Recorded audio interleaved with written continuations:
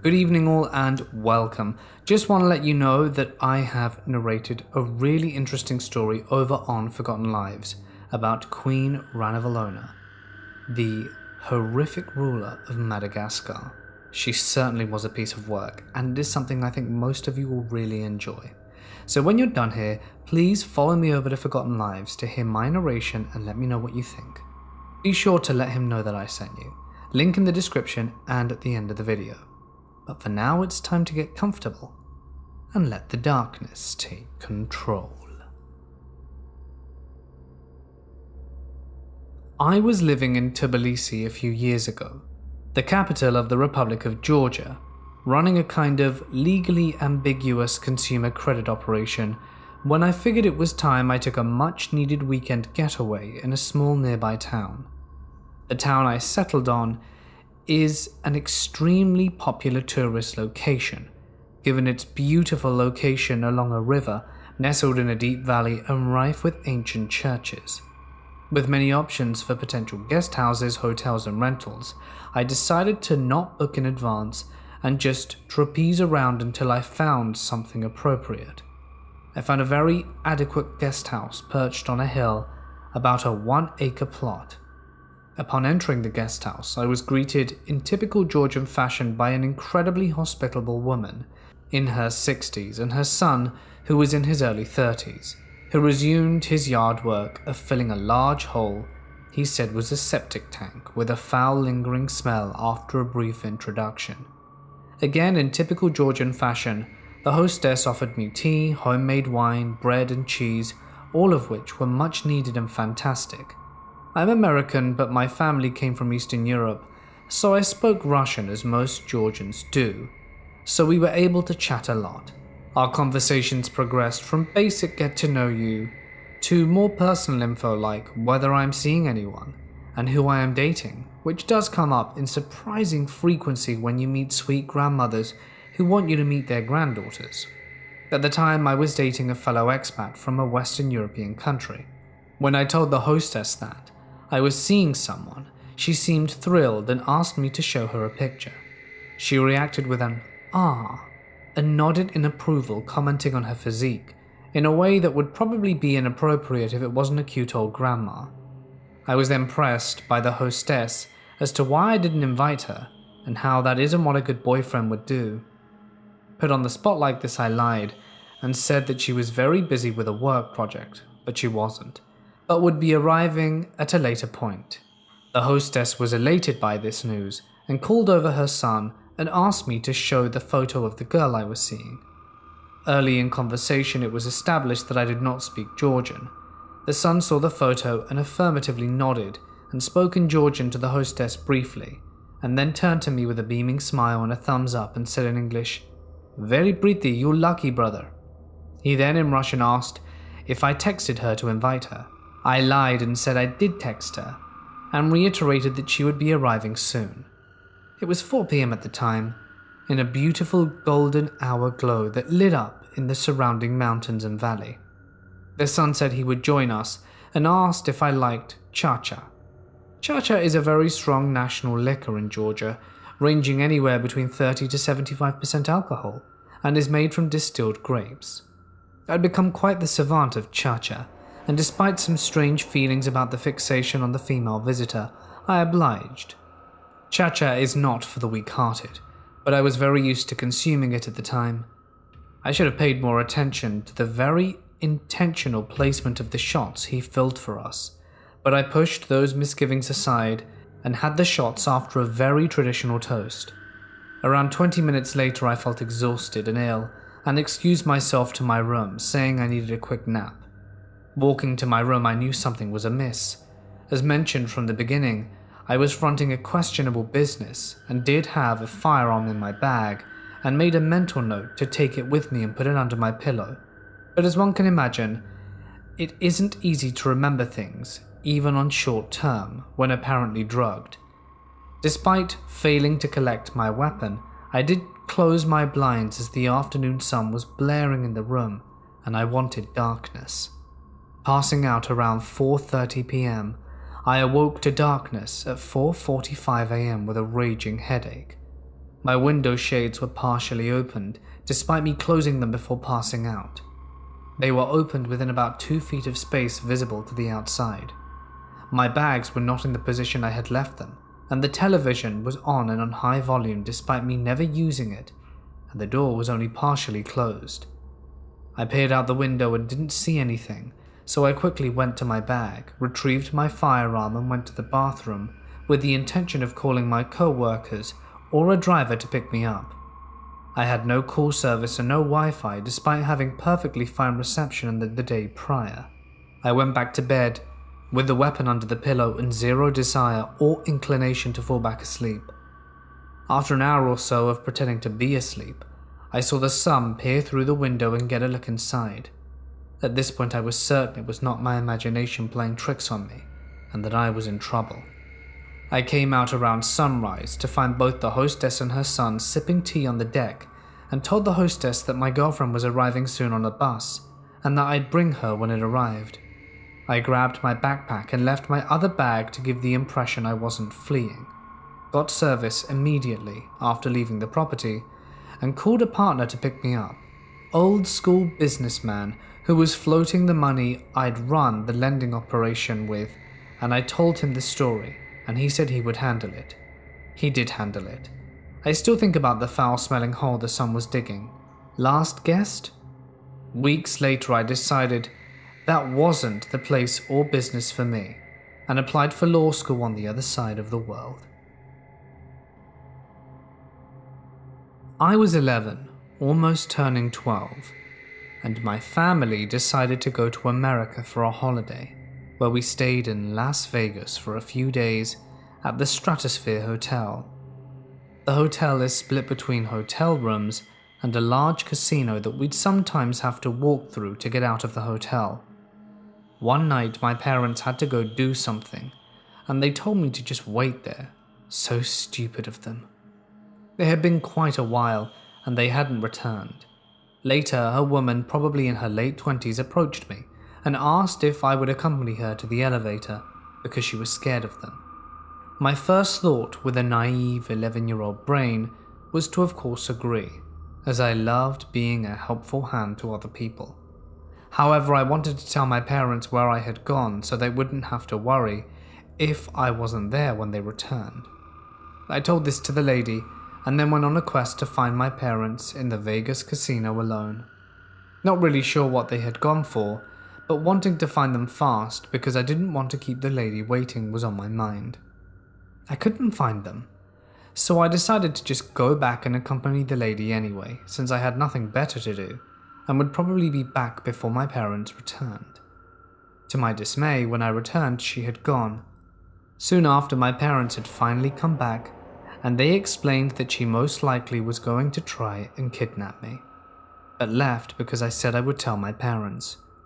In retrospect, I find it completely moronic to leave an 11-year-old alone in a Las Vegas casino for over half hour.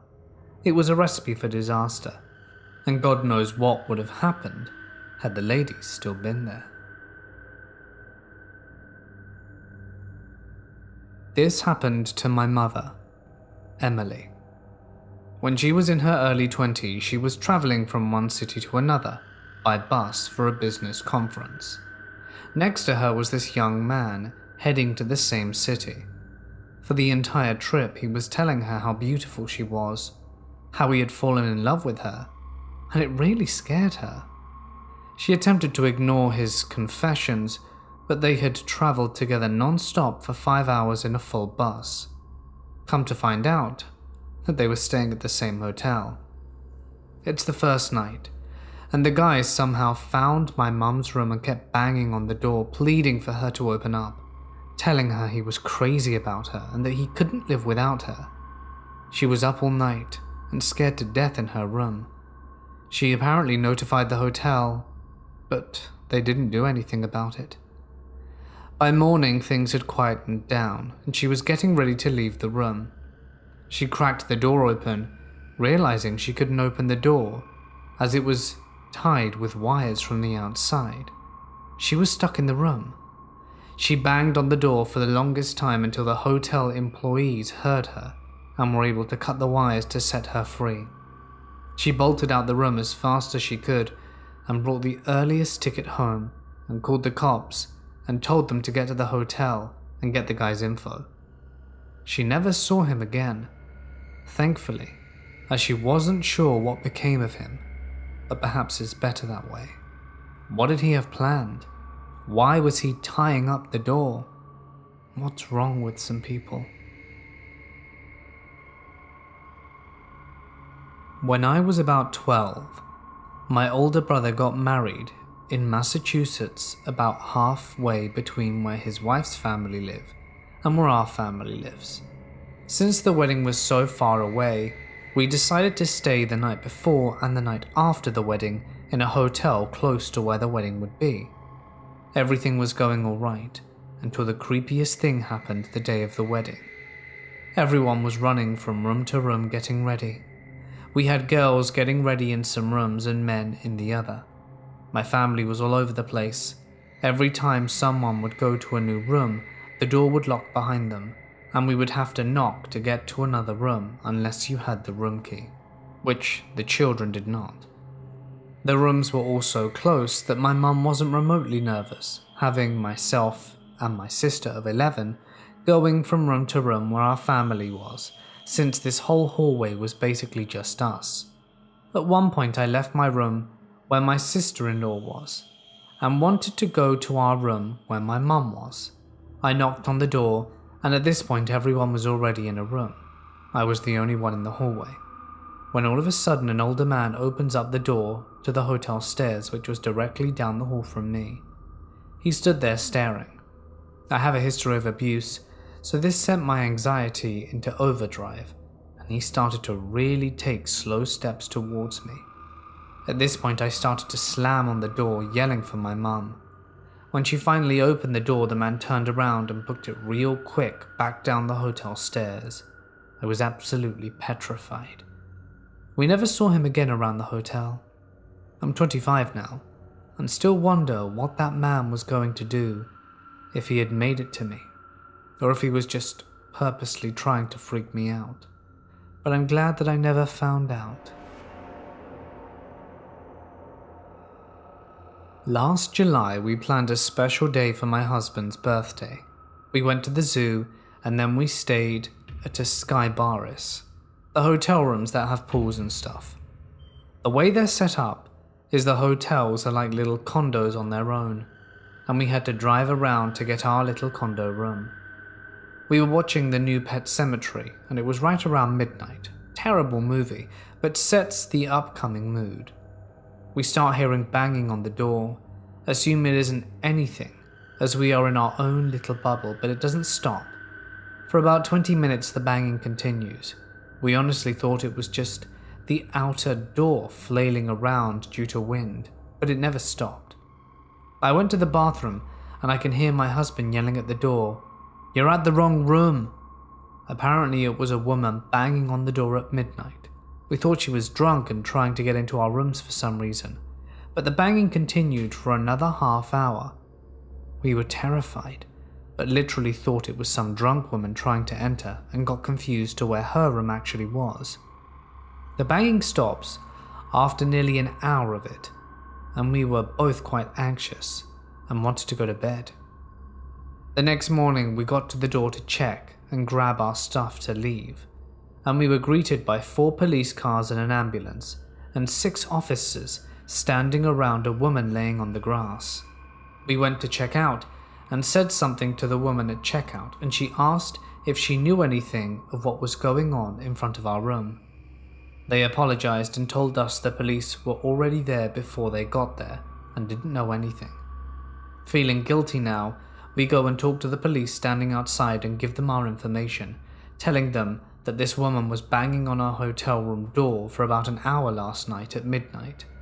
They thank us for the info and let us know that this woman had a mental issue, and she had escaped from a facility the next town over and was considered a missing person. What? They never followed up on our info, and as many times as I tried to figure out what was happening through Google searches, I never found a thing, but it ranks quite high up on the strangest things I've ever encountered. This happened a few years ago, but I still think about it to this very day. Let me take you back. I was on holiday in a city on the other side of the country, celebrating my 21st birthday with my best friend.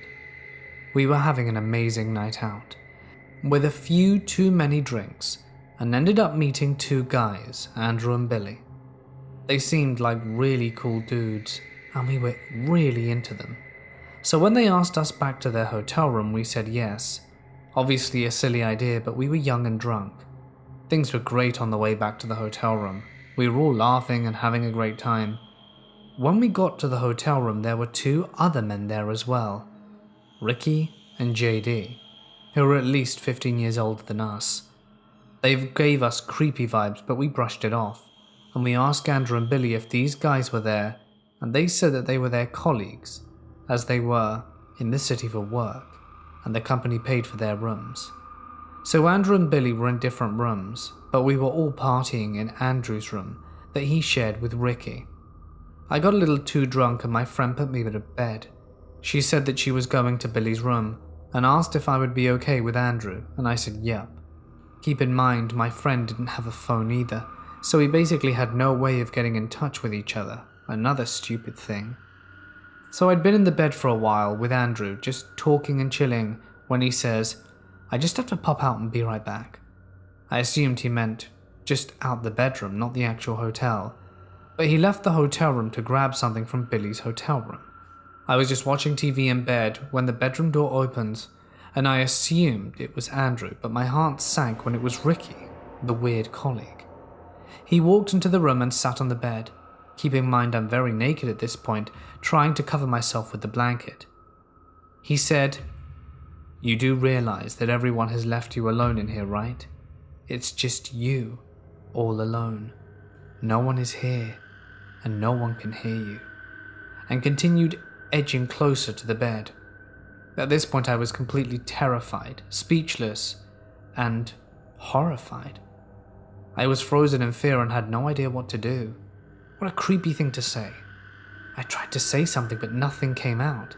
He definitely sensed my fear, and for some reason he just got up and left.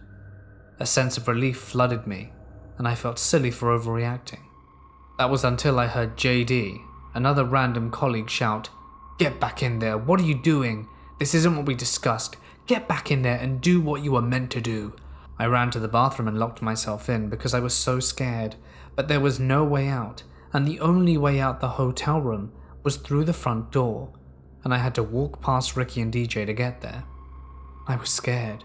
I had a million thoughts running through my head and had no idea what to do, but I knew I had to escape. I decided my only option was just to leave the room and be ready to defend myself if things were going pear-shaped. I threw my clothes on, grabbed my shoes and opened the door, and Ricky and JD were sitting on a couch close to the bedroom door. JD said, "Hey, where are you going in such a rush? Come join us and sit here right now." No thanks." I ran to the front door and tore it open. When I got out, I was so relieved, but was still in a random hotel in a random city with no way to contact my friend. But I thought my best option would be to go to the lobby and wait. As I was walking, I heard two men yelling down the hall, "Where are you? We know you aren't too far. Come back and join us. You know you want to." It was Ricky and JD. I was terrified at this point and began sprinting to the elevator. I could hear them gaining on me. I never knew I could run so fast, but I just continued and didn't look back. It felt like I was running forever until I reached the end of the corridor and my worst nightmare had come true. I missed the turn-off of the elevator, so I had to run and turn back towards where I could hear Ricky and JD still yelling down the hall. I found the elevator, got in, and could hear their voices getting louder and louder, and I didn't want to imagine what would happen if they got into the elevator with me. The door finally closed after what felt like a lifetime. I thought I could go down to the lobby and just wait there because at least there would be people there, so there would be some form of safety. I got there and realized there was no one in sight, not even anyone behind the desk. I sat on a couch and didn't know what to do with myself. I was absolutely terrified that Ricky and JD would come to the lobby. And I heard the elevator ding and the door open. My heart dropped, but it was Andrew. I told him what happened and he was outraged that his colleagues did that, and he took me to where my best friend was. Everything turned out fine in the end, but it could have been a lot worse. So Ricky and JD, let's never meet again. When I was 14, we were staying at the Circus Hotel in Las Vegas, which is connected via elevator to an indoor amusement park. As a bit of a preface, I get motion sick extremely easily and always have. My siblings and I rode many roller coasters, so as usual I began to feel quite nauseous. Because of this, we all went up to the hotel room to take a little break so that I could lie down for a while. Once everyone was leaving, I was still getting nauseous, so I stayed in the room for a little bit longer by myself. After about 20 more minutes of rest, I decided to return to the amusement park, since I would be on more roller coasters, and I left my phone in the hotel room. The door was automatically locking. Perfect setup. I left the room and immediately saw a man down the hall, sitting in front of a room. He glanced up from his phone and hopped up, beginning to walk towards me. He greeted me and asked where I was going, asking things like, "Do you want to come hang out with my friends in our room?" and saying he would be a whole lot more fun with us, and many more suggestive things. I had responded to him that I was meeting up with my family at the food court area. Let's Not Meet taught me that when in doubt, make them think someone is expecting you. And after that he backed off and went to sit down in front of his door. I proceeded to the elevator while he watched, and thank goodness he didn't follow. On top of this, while leaving the next day, he was in the elevator going down with my family and I was staring the whole time. Creepy as hell because I was 14 years old and a girl, and this man looked to be in his mid-20s at least. Made us extra nervous about what could have happened because of all the trafficking rings in Vegas.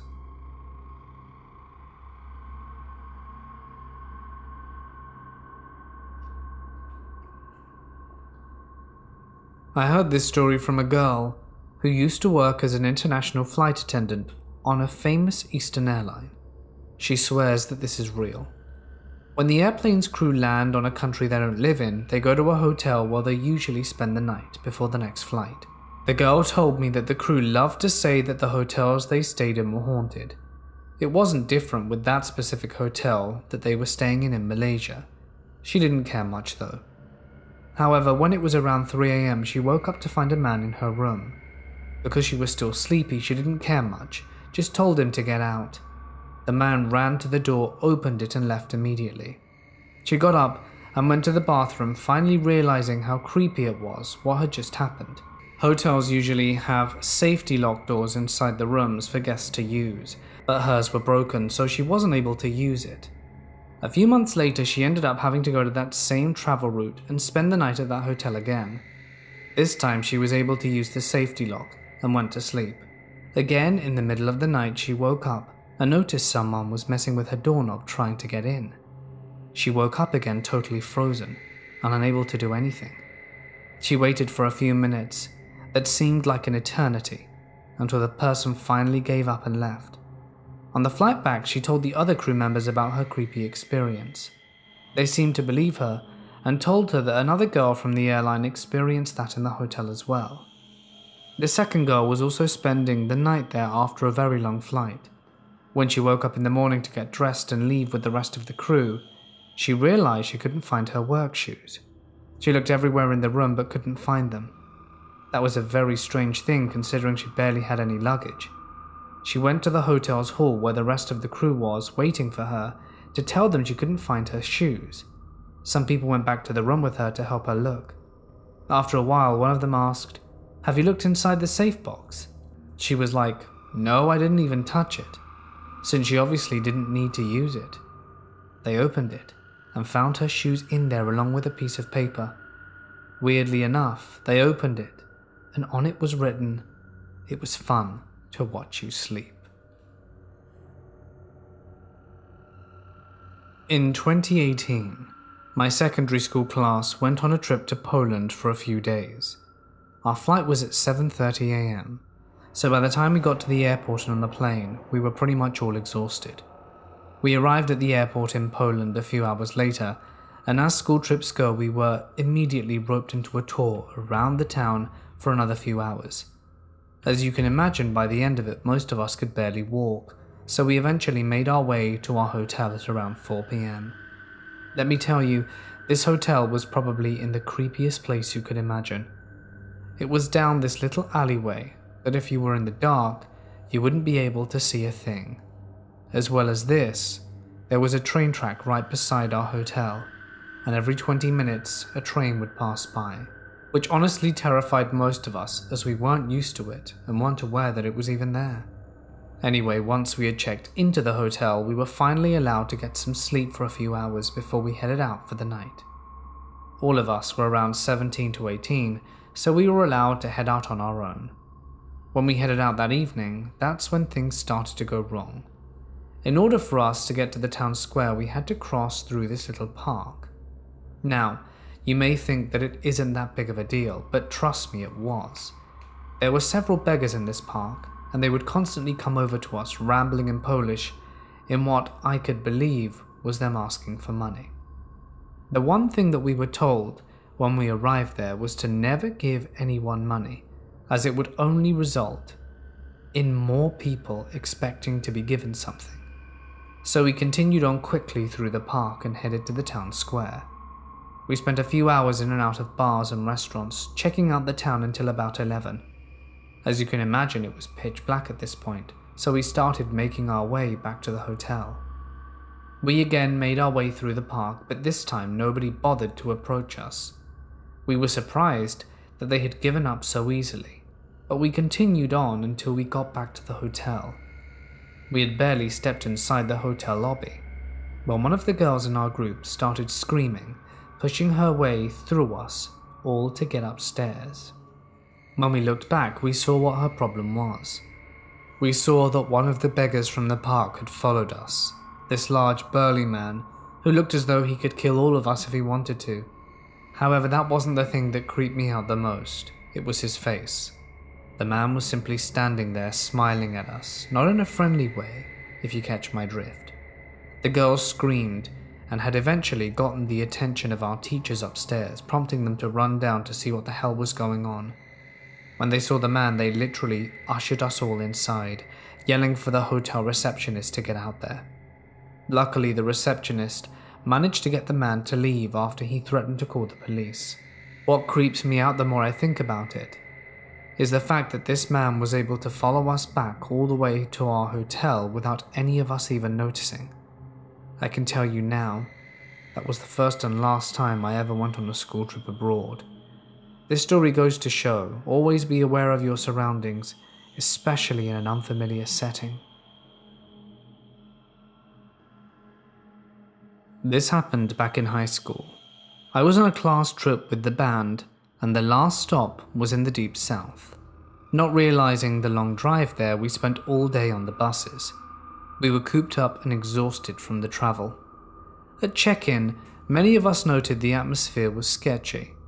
There was no lobby, just a glorified alley. The pool was empty and filled with tarps and cinder blocks. Seeing all of this in the daytime may not have been as bad, but under the cover of darkness and the squint of sleepy eyes, it almost made us concerned. Trying to be a good guy, I walked a friend and her roommates to their room a few floors above mine. We chatted and did goodnight hugs before they entered, the key card in the lock. The door to their room was abruptly opened, and there was a boy a few years younger than us answering the door. My friends sheepishly said, "I'm sorry, I thought this was our room," and it actually was. The young boy looked at her, mutters a disappointed, "Oh," and collapses to the floor. One of the roommates and I immediately take off. The lone elevator was clogged with fellow students going to their assigned rooms, so we jumped down the 5 flights of stairs past the others, too impatient to wait for the lift. We reach the ground floor and run across to the lobby. Our teacher/band instructor and some chaperones are present, as we say a kid passed out on the hotel floor. Front desk says they'll send someone up. With my adrenaline pumping, the roommate and I ascended those same flights of stairs to tell everyone to wait for help. We stood waiting by a room we thought had a fresh corpse. Turns out the young kid was a runaway who broke in for a place to sleep. He was diabetic and had just suffered the effects of drinking too much Pepsi. We were zombies the next morning thanks to fear keeping us awake all night. It was a long ride home. This happened last year. I traveled for work and was in Atlanta. I'm no dumbass when I travel, and I make sure all the locks on the door are secured at night and always take note of my surroundings. You know, the usual. I usually wake up to pee at least once before my alarm goes off. So this morning I woke up around 5 to pee and then immediately go back to my hotel bed. Always a gamble when I get out of bed. I'll always be able to instantly fall back asleep or not. And this time round I was laying there for a while trying to doze back. A solid half hour passed and I was starting to drift back to sleep when I thought I heard my door jiggle. You know, when you're on the brink of sleep and have these weird half dreams? Just figured it was that.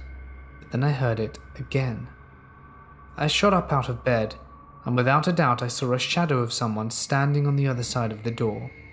The door jiggled once or twice, and then I saw the shadow move away. I jumped out of bed and looked through my peephole and caught the quickest glimpse of a silhouette turn a corner out of sight. Safe to say, I did not sleep after that, and turned my lights on and turned on the TV for comfort. Really creepy. Maybe it was a drunk idiot, but at 5:30 a.m? I don't know, man. Always keep your doors locked. I used to work in a small bed and breakfast / hotel in England. I don't want to say where specifically to not give away the location, as the story I'm about to share is relatively famous within our town. In any case, here we go. I worked there for about 5 years, and all of this kicked off on the 3rd year that I worked there. We hired a new guy called Max. He was supposed to be part of our night shift crew, which involved him, just him, for the most part. There would be some overlay when staff would come and go, but for the most part he would be the one covering the desk at nights. This was an important, but usually quiet role, and as he was relatively new, we thought it would be best to train him on this one, and then eventually migrate him over to the day shift, and when he was working both adequately, rotate him around where needed. That's when things started to go a bit askew. One morning I turn up to work, relieve Max, I'm getting my regular slew of checkouts, when a woman comes up to me complaining that she hadn't slept well at all. She felt as though someone had been staring at her all night. When she looked up, she saw a shadow in the hallway, and eventually she just passed out again, assuming it was a shadow person or an episode of sleep paralysis. I found her tale entertaining but tall. People have claimed that our B&B is haunted, but I have never believed in it once. I assumed this was just one of these ghost tales, as you do, but said my part that we were very sorry and we hoped she enjoyed her stay, which she said generally she did, and went on with our lives. A few weeks later, I got another strange report. This time, it was a missing video camera. I should probably mention that this happened a good number of years ago, back when video cameras were still in use. The couple were very confused. They said the video camera was brand new, and told me that they had had it the night before looking at family videos, and that if we find it, or anything like that, to please let them know. Again, this was something that they told me in the day, and they insisted they were using it the night before, so they weren't suspicious of the cleaners or anything like that. How could anyone get into their room, and then even if they did, only steal the camera and then leave? It seems far-fetched. I assumed that they just misplaced it, and they never returned after to tell me that they couldn't find it or did, so I assumed that they probably just left it under a sheet or some clothes or something, and had forgotten to inform me, or maybe just informed a colleague. In any case, I had forgotten about this strange incident. But the third thing that happened really is what blew the lid. You see, on this particular night, I had to work a little bit longer, as there was some important paperwork that needed to be done. I was sitting in the back office, right at the back of the hotel, while Max was at the front desk at the very front. I didn't bother telling him I was there, as another girl was relieving him that day, so I assumed that he never knew I was in the hotel at all. At about midnight, I was just about done, exhausted, and relieved I didn't have to work the next day. I was packing my bag and making my way out. I go out through the front entrance because that's where my car's parked, and I go just to say a quick bye to Max and make sure he's doing his job, when he wasn't there. I give him the benefit of the doubt. Maybe he was filling in a request, but he hadn't left the be back in 5 card that we're supposed to do while we're not there. That was weird, I thought. I decided I'd just put the papers away in the car and come back in a few minutes to make sure everything was alright and that he hadn't, slipped or something. I put my papers away and trod back to the hotel, dreaming of chicken nuggets I wouldn't be able to eat until tomorrow afternoon. As I was making my way over, I looked up at the hotel and saw a single light on the 4th floor. As I made my way in, Max was still not at the desk, and thought to maybe call him up on his mobile phone. But as I went to the back counter, I saw that his mobile phone was there, charging. Weird, I thought. So I decided to snoop around. Maybe he was cleaning up in the back. Maybe he was doing a request which we're supposed to note down on a piece of paper, but there was nothing as such there. So, after looking around and not finding him, I thought I'd wait a few minutes, because if he wasn't doing the job, as the manager, this was now my responsibility. So, even more pissed and my headache growing in my head, I sat off to one side on one of the sofas, just waiting for his return. About 6 minutes passed, when I heard someone running down the hallway. It was a woman in her pajamas, and she looked furious. She yelled at me and said if I was the manager. I said I was, good thing I was there as well, and asked what was wrong and if there was anything I could do to help. She just burst into tears before she could get out what she wanted to say. But after consoling her and making sure that she was alright, did she relay to me the following information. She had gone to bed quite late that night and was tossing and turning and for some reason couldn't sleep when she heard a door creak gently. She didn't move, scared, and then she heard the shuffling of feet and the door quietly clicking into place. She slowly turned around but kept her eyes closed, terrified, and that's when she saw someone standing in the dark. She knew someone was coming into her room but had no idea who. In a moment of panic, she quickly opened her eyes and with her fist smashed the light switch which was right next to her bed. The moment the lights came on, the person was illuminated. It was a man, disheveled, mid-20s. The description fit that of Max. What really sealed the nail in the coffin was the fact that he was wearing a hotel uniform, and he was rummaging through her handbag that was over by the desk near the entrance. She screamed, and the man ran out without another word. She screamed and tried to follow him, but he got the elevator, so she just ran down the stairs. When she came down, she found me, and I was absolutely horrified. Then it clicked. The things that I'd been told about these last few months, and even some things that some employees had offhandedly mentioned previously, about people seeing shadows in the hallways, other people saying they'd missed their belongings or misplaced them. But, for a hotel this is quite common, so we get this a lot. I never connected that it could be one of our employees stealing. It was disgusting. The woman was terrified and said that she wanted that guy sacked and called the police. The police found Max hiding on the roof. I don't know what he was doing there, but the game was up. He eventually confessed that he went into rooms for thrills and that he liked watching people sleep and sometimes taking their things. He was a real creepo. He ended up going to prison and was obviously fired that very day. Real scary stuff when you think about it. A guy with access to everywhere in the hotel going around running free reign is just wrong. Anyway, Max, I hope we never meet again, and certainly hope that you never work in the service industry when you leave.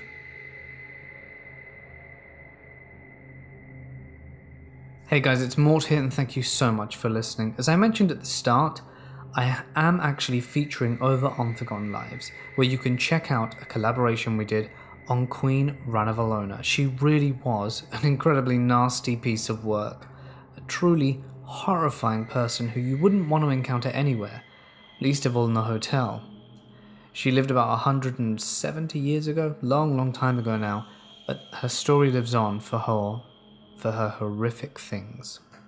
So if you'd like to check that out, a link is on screen now and in the description. I hope to see you there, and be sure to tell Forgotten Lives who sent you. But for now, stay awesome, and I'll see you in the next one.